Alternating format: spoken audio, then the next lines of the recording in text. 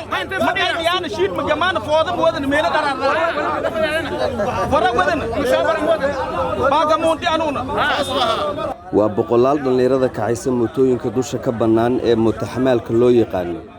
waxay taagan yihiin isgoyska bakaaraha dhalinyaradan ayaa go'aan aan shaacsanayn oo dawladdu ay soo saartay looga joojiyay shaqadii xamaalka muddo bil ah midkoodna qoyskiisa dab uma uusan shidin cabasho badan ayay gudbiyeen laakiin cid u soo jawaabtay ma jirto waxaan ku leeyahay annaga horta mootooyinkana waa la xareystay dawladda xareysatay waxaana la ku shardiyay oo la ku xiray taliyaha qaybta cid aan ahayn mootooyinkiina idiima soo deyi karto annaga nolol u baahanay iyaal yar nool wax ahayna lama arko wax ahaysanana dawladda xareystay dadka ku shaqeysta mootada saddex lugaaleed oo xamaaliga dul banaanka ah waxaana la soo jeediyay in waagi horo waxaana la ma aadaysin Hamarweyne ma aadaysin Madiino ma aadaysin dhankasta waana laga xiray marka shalay kamiisti iyo arbacadii waxaana la yiri meel aad aadaysin male mootooyinkii xareesta shalay waxa liigu eliyay argada dayniile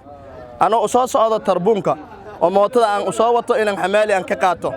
nin askari oo yiri mootada lama ogol mamnuuc waaye dawladdaana diiday aniga dad masaakiin aan nahay xamaalitaan nahay annaga dawladda waxaan nahay shacabkeedaan nahay sacaabo maanta ujeedka aan meeshaan iskugu imaanay anaga waxaan nahay dad xamaalata ah oo mooto gaariyaashan ka shaqeystaan culeys weyn nala saaray dawladda oo Soomaaliya waxaan ka codsanaynaa in xaaladdan hadda haysato waa dad tabardaran nahay xoolo ma haysano jikooyinkayna waa dansan yihiin qaaban u shaqeysana ma naqaan meel kasta askari noo taagan mootadii la xirana $10 oo macnaha lagu soo deynooya dawladda Soomaaliya waxaan ka codsanaa in aran ka bedelan oo naloo sameeyo haddii anaka macnaha dibna lagu tabanay hataa hanala baaro hanala fiiriyo sida ay sheegayaan go'aanka shaqada looga joojiyay waxaa loo cuskaday in qaraxii soo ballaba ay ka dambeysay mootada dusha ka bannaan laakiin ma jirto wax cadeyma oo dawladdu ay soo bandhigtay dhinaca kale xayiraadan kaligood ma aysan saameyn oo waxa ay saameyn ku yeelatay ganacsiyada kala duwan sida baqaarayda Ismaan waa mid ka mid ah baqaarayda magaalada Muqdisho waxa uu sheegayaa in mootada dusha ka bannaan ay u keeni jirtay adeegyada kala duwan bismillaah maxamed waa maasantahay wallahi saameynta ay leedahay arrintaas way badan tahay dadku dhamay kala gaartay nimankaana waxay ahaayeen niman iska xamaasha oo dantooda u shaqeeya